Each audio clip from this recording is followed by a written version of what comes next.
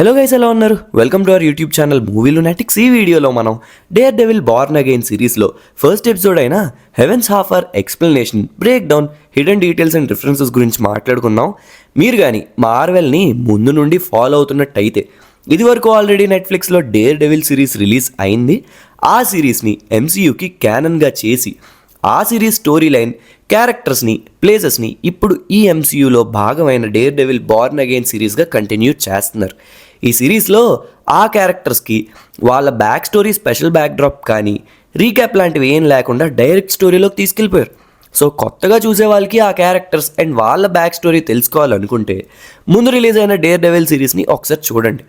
Also మన ఛానల్లో ఆ సిరీస్ ఎక్స్ప్లెనేషన్ వీడియోస్ కూడా ఉన్నాయి, వాటిని కూడా చెక్ చేయండి.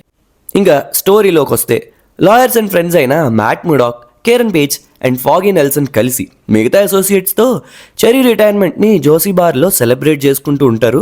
బట్ ఈ సిరీస్లో జరుగుతున్న స్టోరీ అనేది ఏ ఇయర్లో జరుగుతుంది? నెట్ఫ్లిక్స్ సిరీస్లో థర్డ్ సీజన్ స్టోరీ లైన్ జరిగిన ఎన్ని ఇయర్స్కి ఇది జరుగుతుందని క్లారిటీ ఇవ్వలేదు. ఈ ప్లేస్కి బెంజమిన్ డెక్స్ పాయింటెక్స్టర్ ఏకేఏ బుల్సై వస్తాడు. యాక్చువల్లీ ముందు సీజన్ 3 ఎండింగ్కి డేర్ డెవిల్ అండ్ బుల్సైకి మధ్య జరిగిన ఫైట్లో డేర్ డెవిల్ బుల్సై యొక్క స్పైన్ని బ్రేక్ చేసేస్తాడు. ఆ సీజన్ పోస్ట్ క్రెడిట్ సీన్లో బుల్సైకి స్పైనల్ కార్డ్ ఆపరేషన్ జరుగుతున్నట్టు చూపించి క్లోజ్ చేశారు. అయితే కామిక్స్ ప్రకారం సేమ్ పాయింటెక్స్టర్కి ఇలా జరిగినప్పుడు అతని స్పైన్ని అడమాంటియంతో రీప్లేస్ చేస్తారు.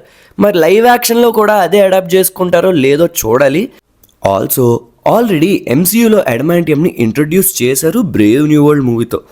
సో టైమ్ లైన్ వైజ్గా కూడా అంత క్లారిటీ లేదని మాట్లాడుకున్నాం కదా ఇందాక.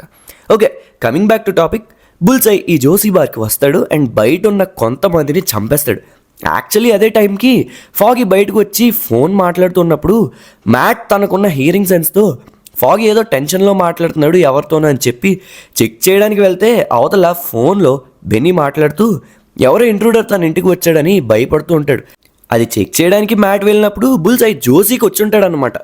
మ్యాట్కి అక్కడికి రీచ్ అయ్యాక అర్థం అవుద్ది ఇదంతా డిస్ట్రాక్షన్ అని. బట్ తిరిగి జోసీకి వచ్చే లోపులోనే బుల్సై మ్యాట్ బెస్ట్ ఫ్రెండ్ అయిన ఫాగీని షూట్ చేసేసి ఉంటాడు. యాక్చువల్లీ మ్యాట్ ముందు సీన్లో బెన్నీ దగ్గరికి వెళ్ళక ముందు ఫోన్లో బెన్నీ భయపడుతూ ఉన్నప్పుడే ఫాగీని అడుగుతాడు, ఇది నాకు ఎందుకు చెప్పలేదు అని. అన్నప్పుడు ఫాగీ అంటాడు, నేను డిస్టర్బ్ చేయడం ఇష్టం లేదు ఈ విషయంలో అని. పాసిబుల్ దీనికి అర్థం ఏమై ఉండొచ్చు అంటే నెట్ఫ్లిక్స్ సీజన్ 3 ఈవెంట్స్ తర్వాత మ్యాట్ ముడాక్ డేర్ డెవిల్ లైఫ్ని పక్కన పెట్టేసి ఉండొచ్చు. సో ఫాగీకి మళ్ళీ మ్యాట్ని డేర్ డెవిల్గా మార్చడం ఇష్టం లేక ఇలా చెప్తున్నాడేమో అనిపిస్తుంది. అయితే ఇక్కడ డేర్ డెవిల్ అండ్ బుల్సైకి మధ్య ఫైట్ జరుగుద్ది జోసీలో. ఇక్కడ ఫైట్ సీన్ చూసి నా ఫోన్ ప్రాబ్లమా లేక స్క్రీన్ రిఫ్రెష్ రేట్ ఏమైనా మారిందా అనుకున్నా. కాదు, బట్ వీళ్ళిద్దరి మధ్య ఫైటే లేజీ అండ్ లెథార్జిక్గా ఉంది. సమ్ కంప్యూటర్ జనరేటెడ్ గేమ్స్లో చూపిస్తారే అలాంటి ఫైట్ సీన్ లాగా. ఆ మోషన్ అనేది అసలు రియల్గా లేదు. ఇక్కడ ఖచ్చితంగా బాడీ డౌన్లు యూజ్ చేసి ఉండకపోవచ్చు. ఈ విషయంలో మాత్రం ఈ series Netflix Daredevil action సీక్వెన్సెస్ని మ్యాచ్ చేయలేకపోయిందని డెఫినెట్గా చెప్పగలను.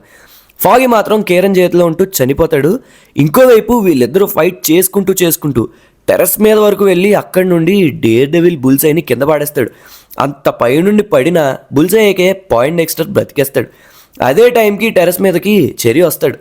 అదే ఇందాక రిటైర్మెంట్ తీసుకోబోతున్నాడు ఒక డిటెక్టివ్ అని మాట్లాడుకున్నాం కదా, ఆ పర్సన్ రూఫ్ టాప్ మీదకి వచ్చి డేర్ డెవిల్ ఎవరో కాదు మ్యాటే అని అర్థం చేసుకుంటాడు.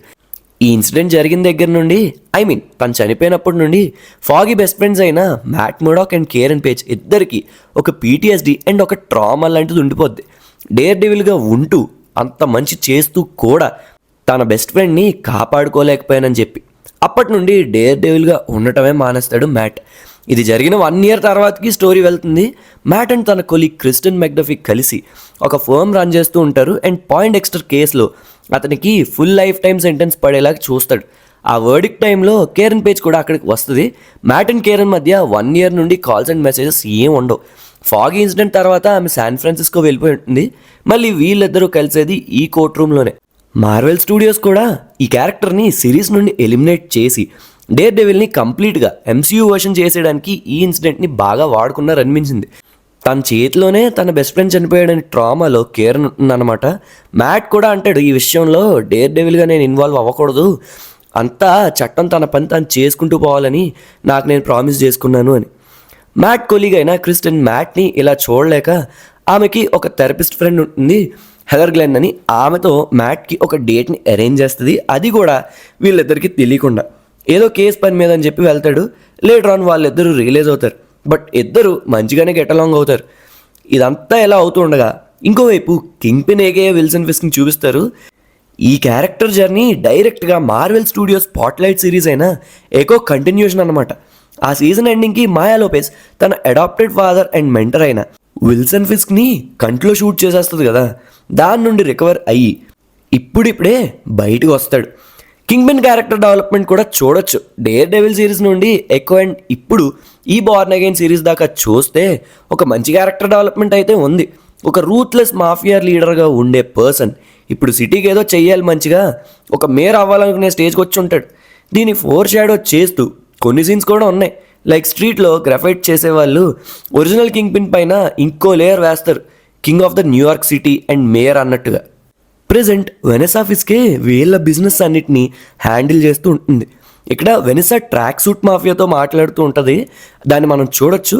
వీళ్ళని ఆల్రెడీ మనం ఎకో సిరీస్లో కూడా చూసాం. అయితే వెనెసా సపోర్ట్తో తనకు కావాల్సిన అన్ని సిగ్నేచర్స్ వచ్చాక మేయర్గా క్యాంపెయినింగ్ స్టార్ట్ చేస్తాడు విల్సన్ ఫిస్క్. ఒకసారి రిటైర్మెంట్ తీసుకున్న చెరీ మ్యాట్ని తన ఆఫీస్లో మీట్ అవుతాడు. ఇలా ఫిస్క్ మేయర్ అవుతున్నాడని తెలియగానే ఒక నిఘా పెడతాడనమాట. చెరీ చెప్తాడు అతని రికార్డ్స్ అన్నీ చాలా క్లీన్గా ఉన్నాయి, అకౌంట్స్ కానీ అతని క్యాంపెయినింగ్ కోసం యూజ్ చేసే మనీ కానీ అన్నీ కూడా అని చెప్తాడు.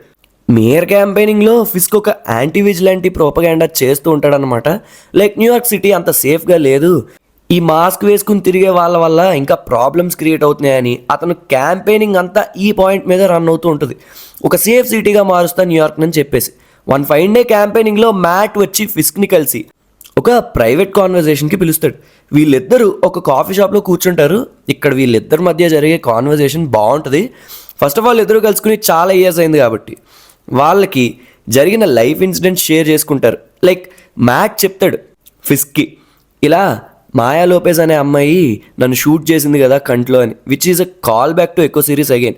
అండ్ ఫిస్క్ కూడా మ్యాట్తో అంటాడు, నేను ఆల్రెడీ నీకు మాట ఇచ్చాను, నీ ఫ్యామిలీని అండ్ ఫ్రెండ్స్ జోలికి నేను రాను అని. నీ ఫ్రెండ్ అయిన ఫాగీకి జరిగింది నాకు తెలిసింది, ఆ విషయంలో నా ఇన్వాల్వ్మెంట్ ఏమీ లేదు అని కూడా చెప్తాడు. మొత్తానికి ఇద్దరికి కూడా వాళ్ళ లైఫ్స్ ఒక కొత్త డైరెక్షన్లో అయితే వెళ్తున్నాయి. బట్ మ్యాట్ ఒక స్వీట్ వార్నింగ్ లాంటిది ఇస్తాడు.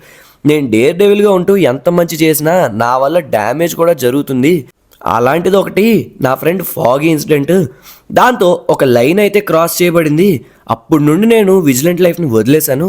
బట్ నువ్వు మేయర్గా నీ పనులు నువ్వు కరెక్ట్గా చేసుకుంటూ వెళ్ళిపోతే నాకేం ప్రాబ్లం లేదు.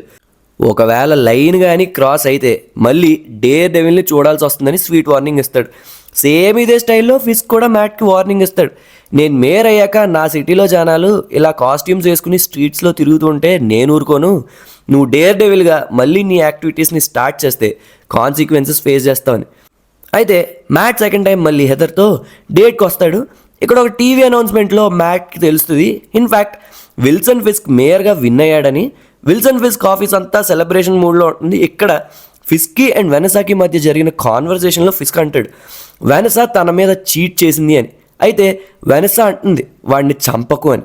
అక్కడితో ఎపిసోడ్ 1 అయితే ఎండ్ అయింది. నాకైతే ఓవరాల్గా యావరేజ్గా అనిపించింది, మరీ నెట్ఫ్లిక్స్ సిరీస్లో చూపించినంత అనిపించలేదు. But yeah, even this is also good, చూడొచ్చు. కానీ ఫస్ట్ ఎపిసోడ్కే జడ్జ్ చేయడం వెరీ ఎర్లీ. చూద్దాం లేటర్ ఆన్ డెవలప్మెంట్స్ ఎలా అవుతాయో. So yeah, that's all for this video guys. Hope you guys like our video. ఈ వీడియో కనుక మీకు నచ్చినట్లయితే మేము ఎప్పుడు చెప్పేదే అండ్ మీరు ఎప్పుడు వినేదే. లైక్ చేయండి, షేర్ చేయండి, మన ఛానల్కి సబ్స్క్రైబ్ చేసుకోండి. Please do follows on Instagram and Facebook @Movie Lunatics. మళ్ళీ నెక్స్ట్ వీడియోలో కలుద్దాం. అంతవరకు సెలవు. సైనింగ్ ఆఫ్, మీ మూవీ లునాటిక్స్.